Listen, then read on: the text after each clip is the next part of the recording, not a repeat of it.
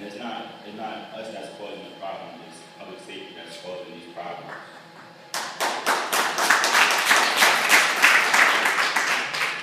Like, you never hear about Roosevelt Island in the news, like we're a little community, but ever since this incident happened with my cousin Anthony Jones, that's all you hear about Roosevelt Island in a bad way. And that's not the way you want to hear about Roosevelt Island because of what public safety is doing.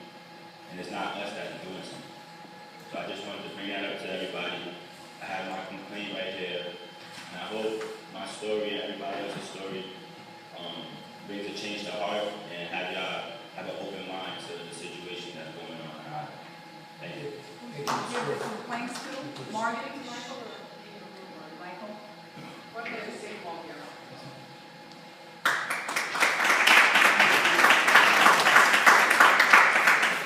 The training drivers.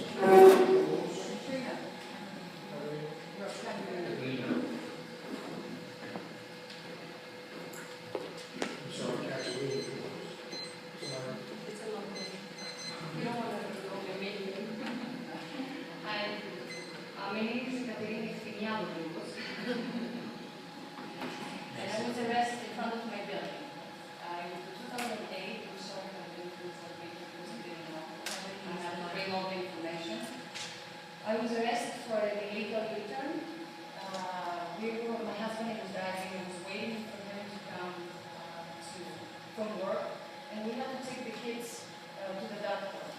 The doctor was leaving to reach the vacation, and I was leaving, so it was very important for us to be there. Otherwise, we had to wait till September.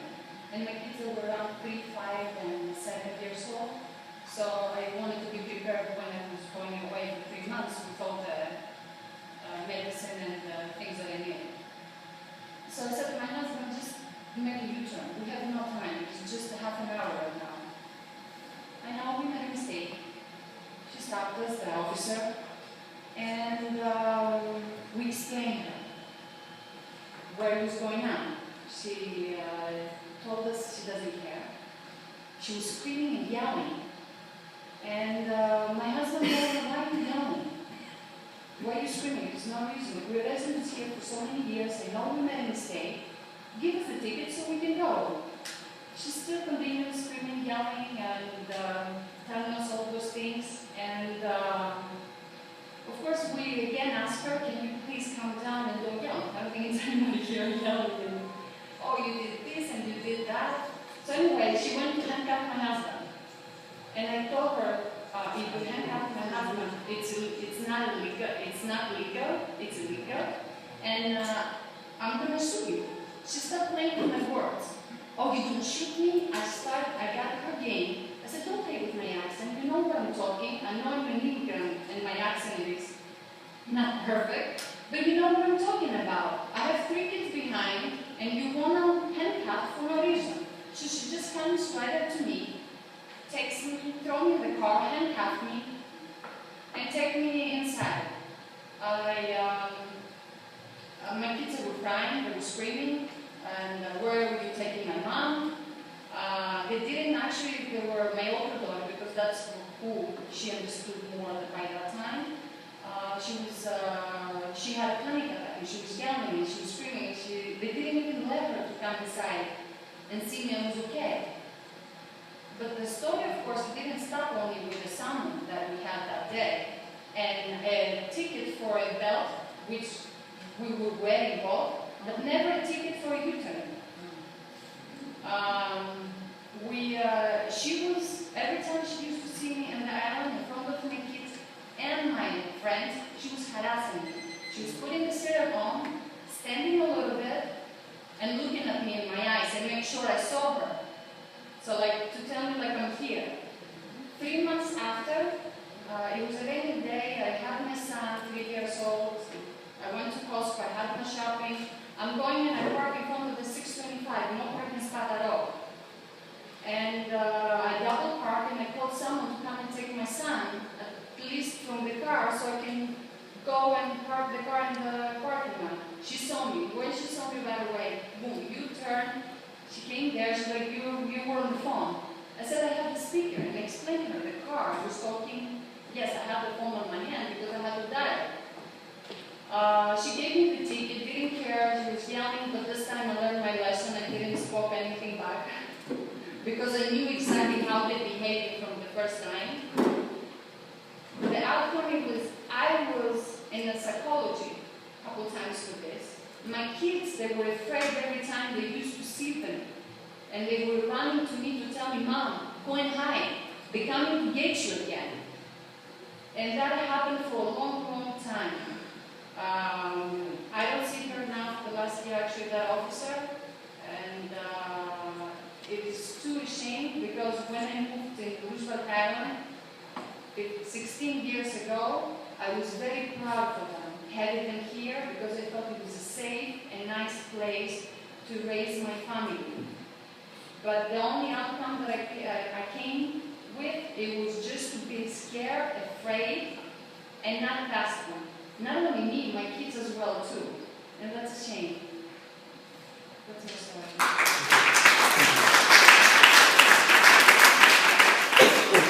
Thank you, Ms. Robles.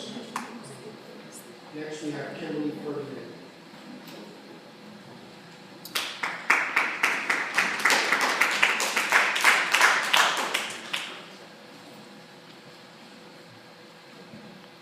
My particular incident happened about 3 years ago. It was July 2010, I believe it was.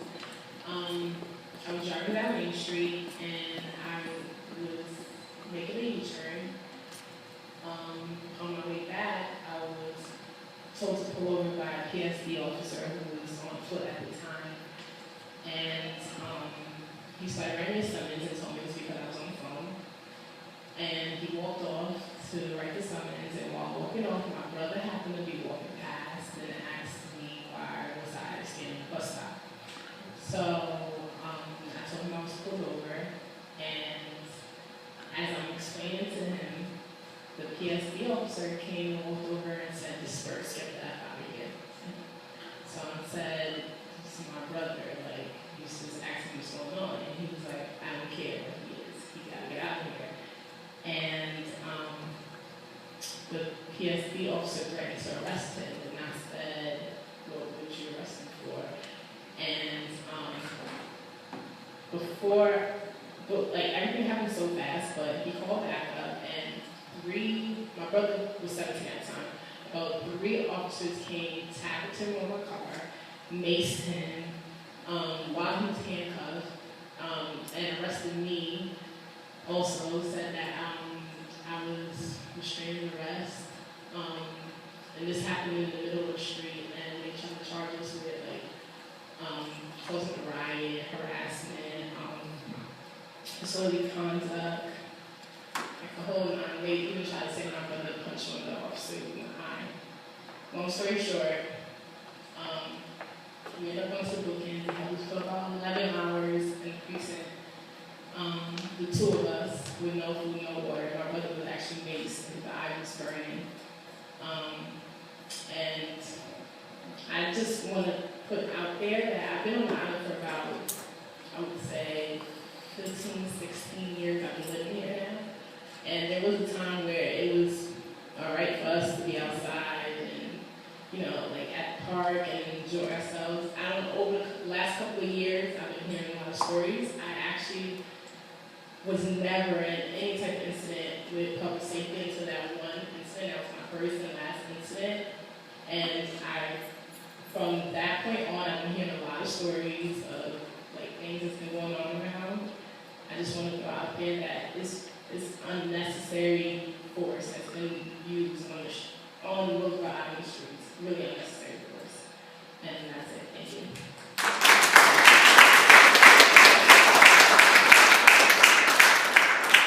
Thank you, Ms. Ferdinand. Aaron Naheem.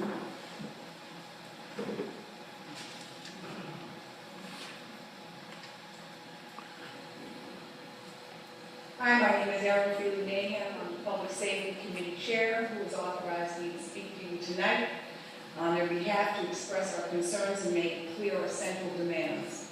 In the light of the growing crisis of the Public Safety Department, which if not resolved will become the crisis of RIOC, We are asking RIOC and the RIOC board, which has the authority to do so, to terminate Director Keith Guerra, Deputy Director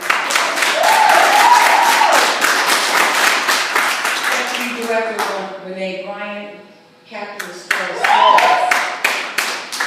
We further request that action be taken against a number of officers who are PSC foot soldiers and whose names come up on a continual basis around abuse, misconduct, harassment, and brutality, as demonstrated over the past 4 years by the Public Safety Department. These would include, but are not limited to, Officer Ralph Torrens, Sergeant Raul Hernandez, Sergeant Ingrid Veras, and Sergeant B. We have compiled and continue to gather dozens of documented accounts of such behavior at the hands of the Public Safety Department under the leadership of the present regime. As residents, our patience is wearing thin. As the Rear Public Safety Committee, whose obligation to our constituents include listening, investigating, and speaking out against misconduct within the Public Safety Department, we can no longer continue to wait for action. We are beyond rushing to judgment. Our patience is gone. As residents, our patience is wearing thin because over the past 4 years, the Public Safety Committee has explored and discussed issues presented to this committee with Director Guerra, with little or no changes seen in the policing tactics that his department uses. He has ignored our suggestions and manipulated situations and reports, ensuring that his officer's side of the account is the only accepted side. He has refused to see the obvious patterns where the targeting of certain youth is reflected in an officer's arrest jacket, praising the officer's abusive harassment of these youth by labeling the officer as proactive and promoting them, despite the community's concerns. I can give you several examples of this. Sergeant Hernandez is one, and Sergeant Rivera, who is now gone to the Corrections Department, was another one, who deliberately and showed him a pattern. They were promoted. In the case of Anthony Jones, it has been a catalyst for a growing movement on the island of individuals who are now willing to come forward, as demonstrated by our magnificent rally on February 16th, which I think most of you missed, except for Michael Shinizabi, who did attend. People are no longer afraid. Okay.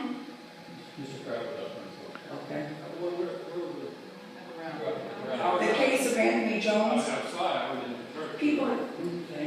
people are no longer afraid, atomized, or content to passively accept their fate as written by the Public Safety Department. Instead, they are uniting in a search for justice.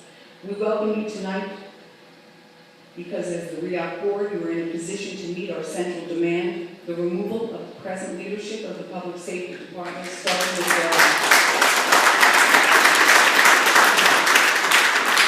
As far as we are concerned, we are beyond debating this question. We respectfully present you with our concerns supported by the rear resolution unanimously passed in February session, and we expect you to act accordingly.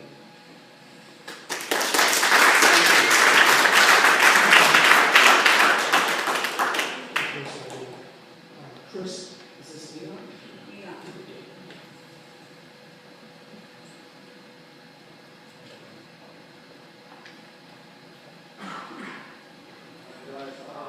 I'm a resident since '76, and I just gotten to know this issue and been very concerned and helping gather information about what's been going on. I have actually 4 more official formal complaints that I want to hand off to.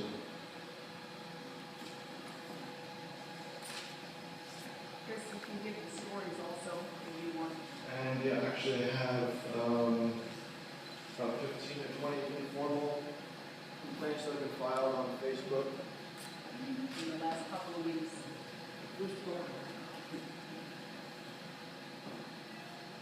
And I have a statement from my son that I'd just like to read. He's 14. This is a minor incident involving skateboarding, but it's still indicative of the problem that we're dealing with here. He says that my friends and I were hanging out behind Island House at the park.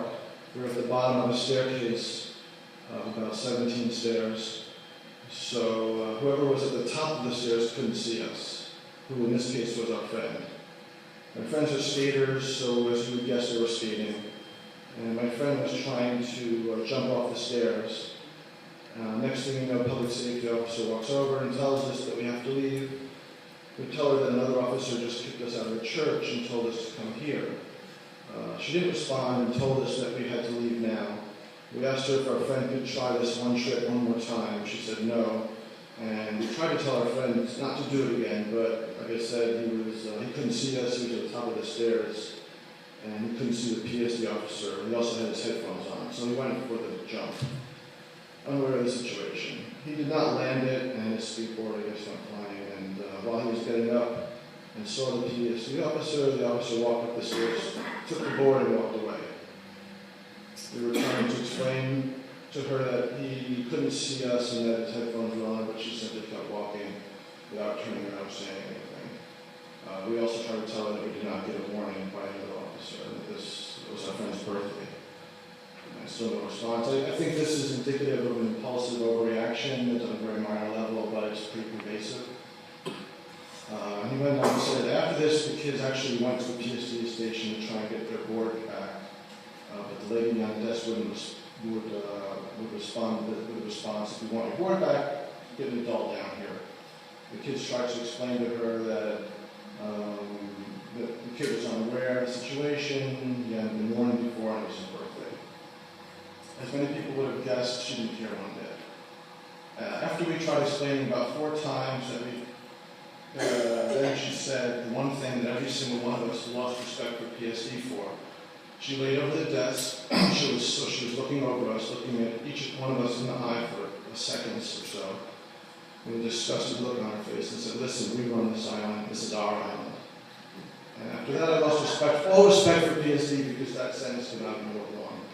That's my 14-year-old son.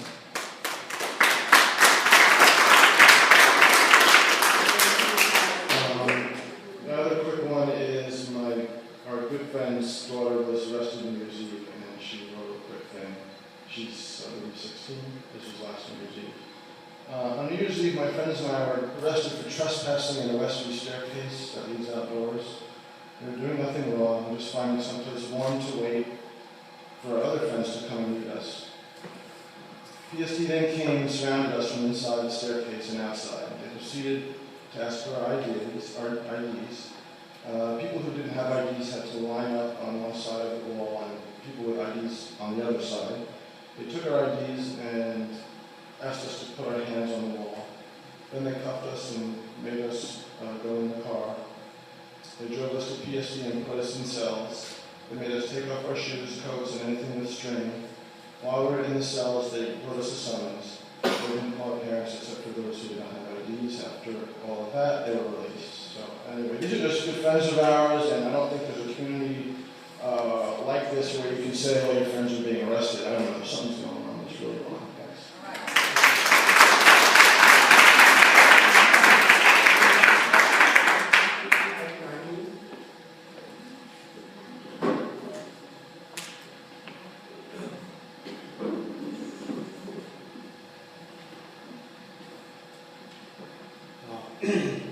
My name is Ike Mayhem. My son was assaulted violently by Officer Raul Hernandez. No charges were filed against him in 2008. I believe we have the file on that. I'm not going to speak specifically to that.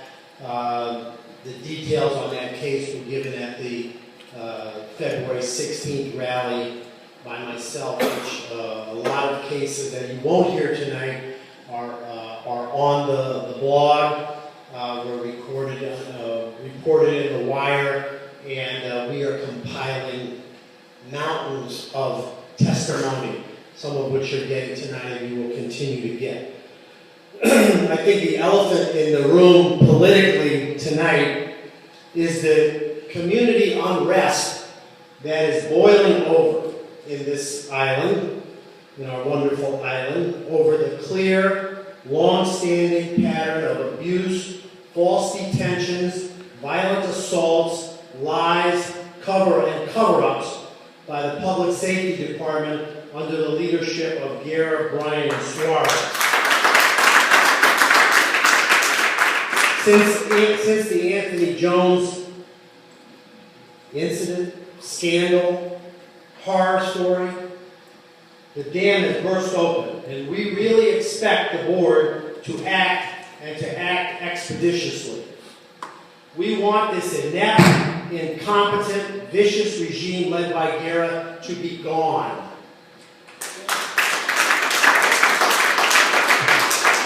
I want to address the political implications and ramifications of allowing this situation to fester, because you have the power to either act in support of your community or to allow this situation to fester and hope that it will go away.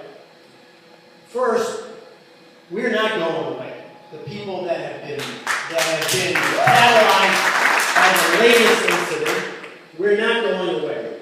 And there will be escalating legal mass action, peaceful and legal, mass action, and you should have no doubt that the Public Safety Committee and RIOC, which voted unanimously to remove the Guerra-Bryan regime, that we speak for the majority on this question. The historic rally of February 16th will be just the beginning. Second, RIOC inaction and dawdling on the main question will only increase the alienation of residents toward you and undermine your authority. And I personally have no interest or desire to see that happen. But it will if you let the situation fester and dawdle. Now, RIOC, I want to note, managed to fire Stephen Shane, and I take no position one way or the other on the merits of that, but you managed to do that. You managed to do that for causes that you thought were valid. You shamefully arranged to separate Neil Stuber, an honest worker whose crime was to get beaten up for nothing by PSD thugs. The next day, you managed to separate him from his job, to get him fired. Although the form that it took maybe was his being forced to resign or something. But now, when it comes to clear cases, one after another, that have been going on for years, that is documented, that you're seeing this upsurge in our community, I hear a lot of just a labyrinth of what do you call it when the mouse goes all over the place, obstacles to acting expeditiously. Well, we don't accept that. We don't accept that. You need to act. You need to act now. We want these people out. We don't want to discuss reforms. We don't want we will discuss reforms, and God knows there needs to be reforms on many levels, but the main question is getting rid of this leadership. Then we can discuss reforms in a serious, rational way. But to try to discuss things like that by keeping this current leadership in place will not work. All right.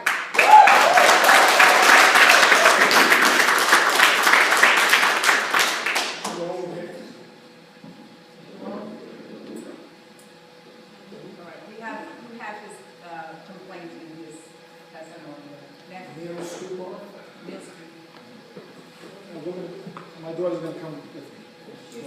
She's on the list too. Yeah, so we'll say some time.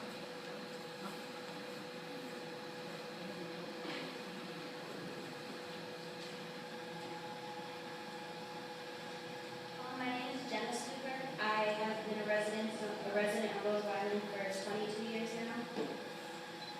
I left the last committee meeting held on Monday, February 25th of 2013, feeling as though the RIOC board members, believe residents, have not properly filed complaints, nor did the residents present proper evidence that would justify them firing Guerra.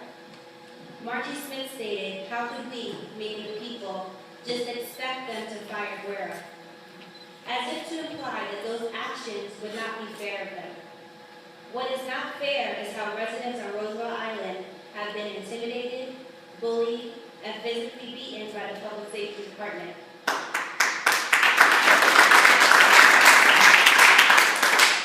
What I have found to be even more absurd to hear at the meeting was the discussion of wasting more money and having cameras installed on the PSD officers' glasses. With all technology, there are malfunctions. These cameras would have the same chance of conveniently not not working when there is an arrest being made, much like the cameras in the main lobby of the PSD office.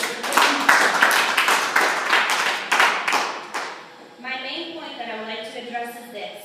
My father, Neil Stuber, was told the day after being arrested by PSD that he had to either resign or he would be fired from his RIOC position. Why were either of these options brought to my father? The incident did not occur while he was working. When my father questioned why he was being asked to either resign or be fired, the response given to him was, well, you know. No, we don't know. And we are still waiting on someone to give us a halfway decent and intelligent response. Some years back, a minibus driver got into a physical altercation with a passenger while working. Was he given the option to resign or be fired? No. He was removed from his position as a minibus driver, but then was placed to work as a ground crew for RIOC. Why wasn't this an option for my father? Why wasn't my father's side of the incident ever heard by RIOC? And why is it that the RIOC board was under the impression that my father voluntarily resigned? Why is this option for Guerra not to resign or be fired not brought up by the board? Why should residents have to endure any more time with Guerra or these PSD officers? As Aaron stated at the last meeting, if you won't remove Guerra for anything else, at least consider his incompetence. Maybe you should wait for the man to stop speaking so he can hear what you have to say. Let's respect both ways.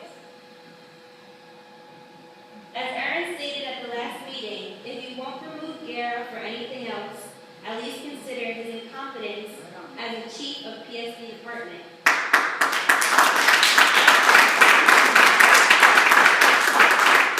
After my incident with Sergeant Ingrid Veras, Guerra claimed in the Main Street Wire that she was such a great and noble officer because of all the experience and excellent training she had. What Guerra neglected to tell the public, which was only brought to light because of some investigating done by Frank Ferrans, was that since working for PSD, Veras has been suspended 11 times, and 3 of those times were without pay. Why is it that under Guerra's knowledge, all of this, Veras and officers much like her are still on the job and are still patrolling this island? Members of the board, try to imagine having to see your parents slammed to the floor and dragged away, or having your child beaten to near death by the people you consider peace officers. Please try to imagine that.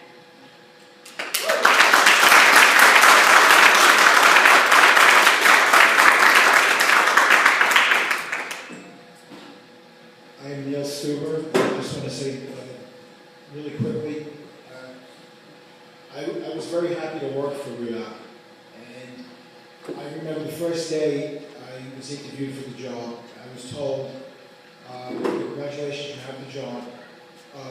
Whatever you do, don't do anything to embarrass the agency.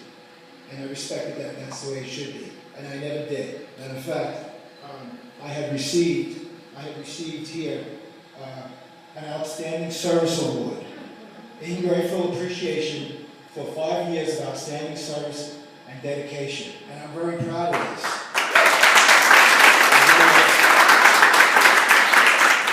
And I will do nothing to tarnish this. But really, they asked the wrong person to resign. It should be Guerra. Thank you.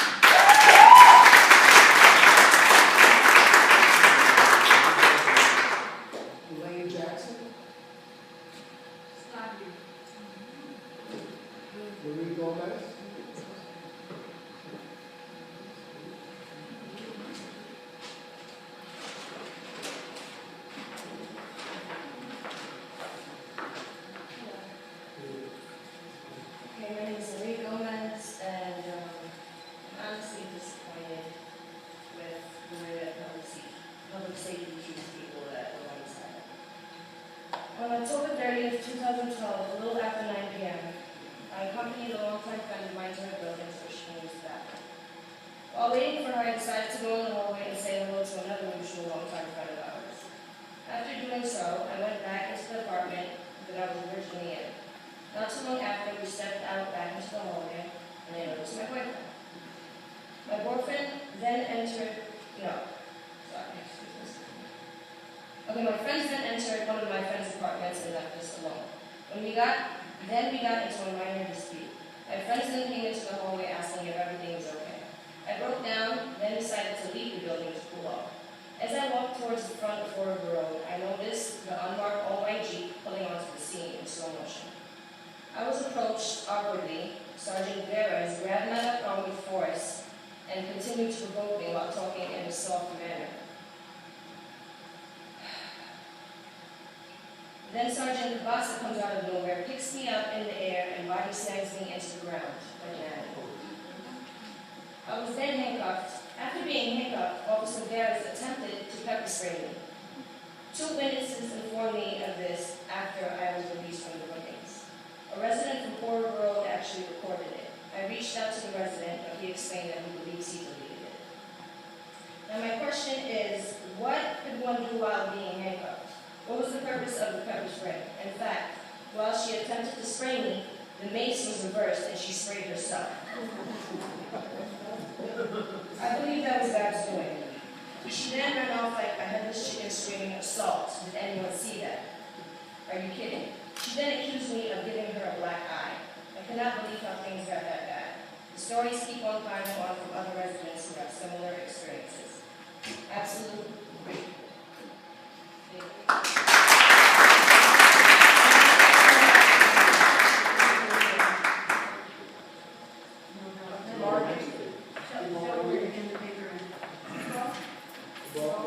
Vivian, you want to speak for yourself?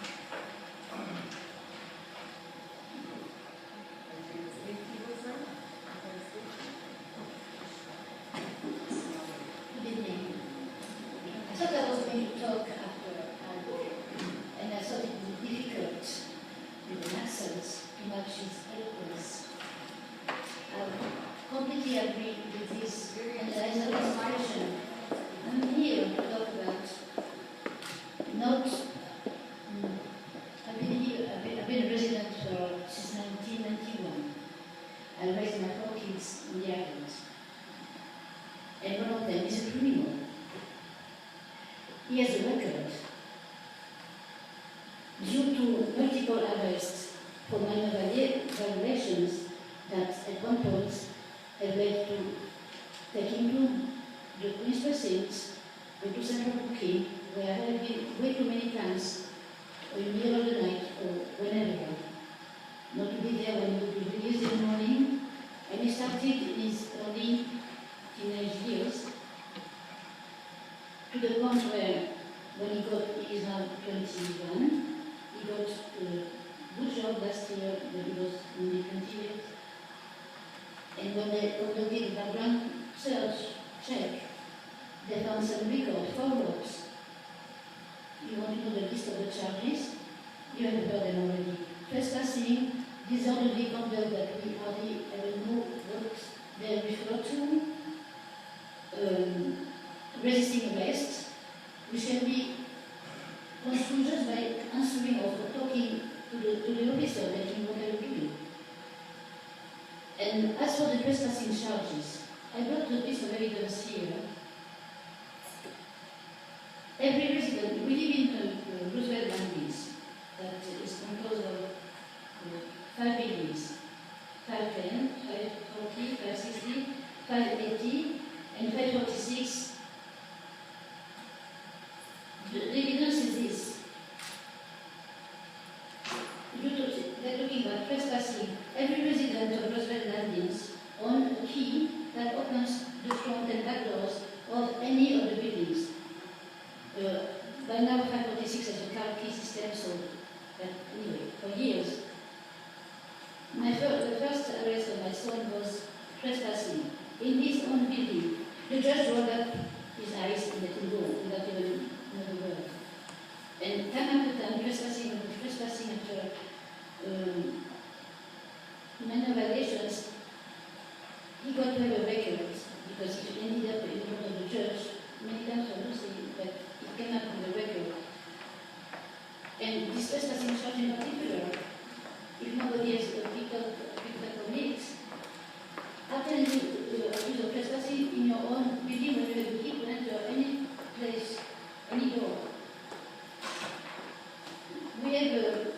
I have 4 children, and my son's 3 siblings have very difficulty to multiple arrests. It has really damaged our family.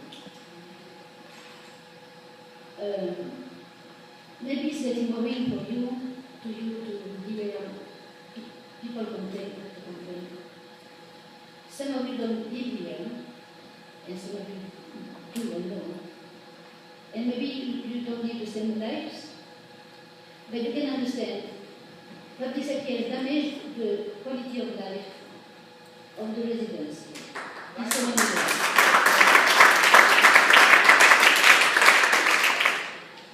And we trust you. You are not enemies. You have been elected, some of you, by the residents. We hope that you listen to us, with your sense of justice, to really believe that they have been abused. We didn't make up all those stories. Thank you.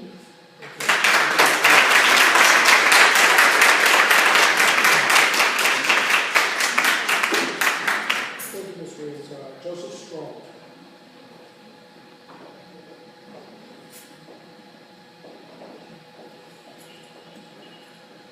Hi, how are you guys doing today? My name is Joseph Strong, and I've been a resident of Roosevelt Island my entire life.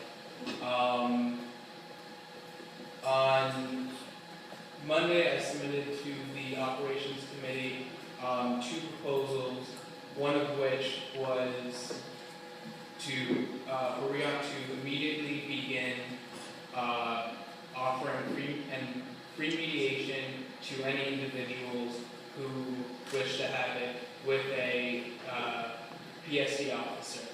This is a method that is in use by the New York City CCRB.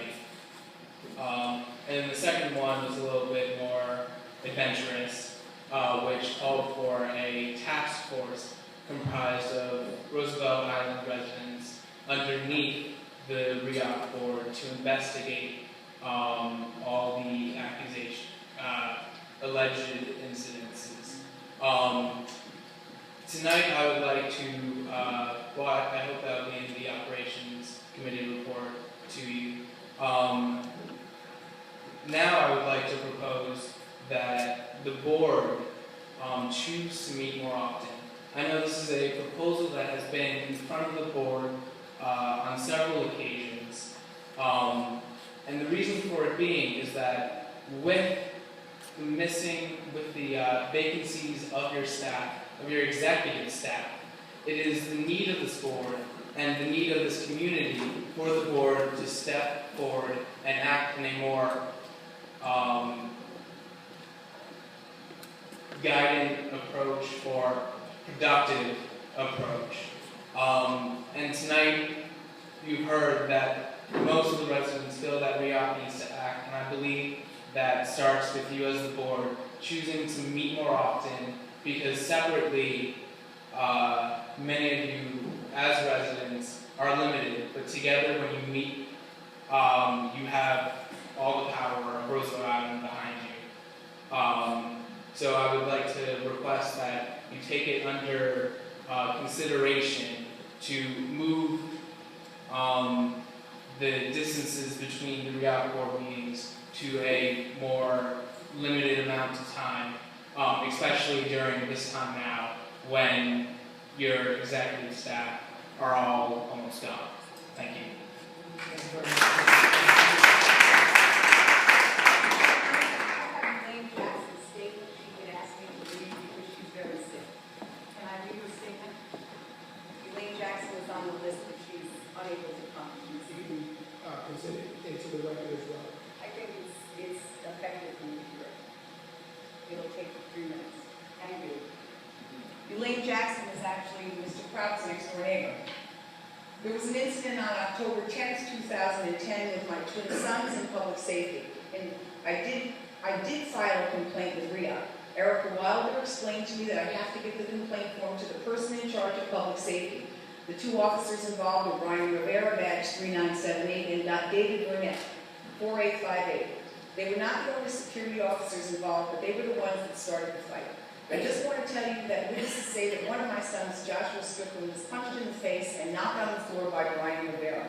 And when he got up to walk away, Rivera proceeded to punch him again, knocking him to the floor and told him he was under arrest. Joshua's brother, Joel, tried to pull Rivera off his brother when the rest of public safety came rushing out of the office and started to punch, kick, stomp, even tried to throw Joshua through the public safety office glass. The sergeant stood by witnessing all of this. The lieutenant and another public safety officer saw that what was going on, came out of the office and said, "What are you doing?" They then proceeded to pull the officers off of Joshua and Joel. I was not there, but I will say that when I was called to come pick them up, they were beaten up so bad, EMS had to be called to take them to the hospital.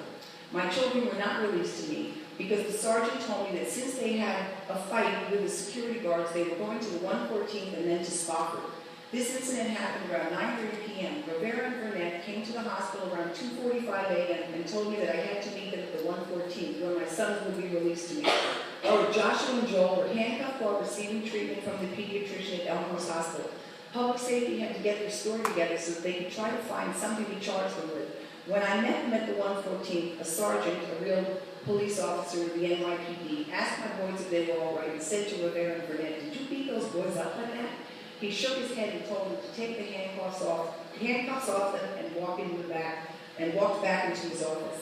This incident all took place right in front of public safety office, in front of a lot of witnesses. I do want to let you know that public safety officers, Rivera and Burnett, are so-called detectives. They walk around in plain clothes with badges hung around their necks. Is this needed here? I heard some stories about this Rivera guy, and that they're not good. He has been a problem ever since working here 2 years ago. The chief is aware of what is going on because there have been a lot of complaints against the night staff. Brian Rivera is the lead bully. Public safety keeps harassing the residents here in Eastwood, especially the young males. The stories that are surfacing around this night staff are unreal. Something has to be done. I'm really not able to talk too much about the case because I've asked to take it to trial for fact-finding. The boys have an attorney. No, I never met Gara. I sent the complaint straight to RIOC. Erica Wilder called me and told me that she could not do anything for me until I met with Gara. She's the one that suggested for me to reach out to you, Romano, and the Public Safety Committee. I did not meet with Gara because he's full of himself and nothing you say is heard. Only one of the sergeants spoke to him on my behalf. The sergeant told him that my sons were not bad kids, that they did not have a criminal record with the Public Safety Department or NYPD, but he didn't want to hear it. That was enough for me not to meet with him. Do you think that meeting really would have changed anything? I also ran into Michael Kellner at the train station and spoke to him about my incident. He told me that he was trying to get a civilian complaint review board from the Roosevelt Island Public Safety Department because my story was not the only problem with the Public Safety Department that he had heard about. He referred me to someone in his office, Robert Aguilera, to follow up on my complaint. I also went to Senator Serrano's office to speak with them about the incident. I will add that I was not allowed to ride in the ambulance with them. They just turned 14 at this time. The Public Safety Department sergeant told me they were under arrest and I could not ride in the ambulance with them. I caught a taxi to Elmhurst Hospital in Queens. Arriving 5 minutes behind them with a witness to what happened, my children were handcuffed to the bed while the doctor examined them. There was a Public Safety Department officer guarding them at the hospital. When the pediatrician finished examining them around 10 p.m., we waited on what I thought was NYPD, but at approximately 2:30 a.m., the 2 officers that assaulted my son came and told me we had to go with them to the 114th and my son would be released. Just wanted to add that while we were waiting in the emergency room at the hospital, my children had handcuffs on their feet and hands. Elaine Jackson came and gave me this report, and I gave you her original complaint that was sent back in 2010. She had issued this to me and the Public Safety Committee back then. This is an email. You have an email as well. You have it. That's one of these, yes. And she came to me after that, and because the officers were still patrolling the building, and so every time her children saw them, they had to relive the trauma.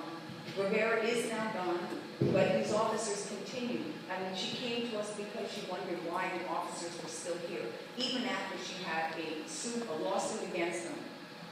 We wonder the same thing with Officer Torrance, Sergeant Hernandez, Sergeant Adrian Barris. Many of these officers are still here, and they really affected the lives of these families. They need to go.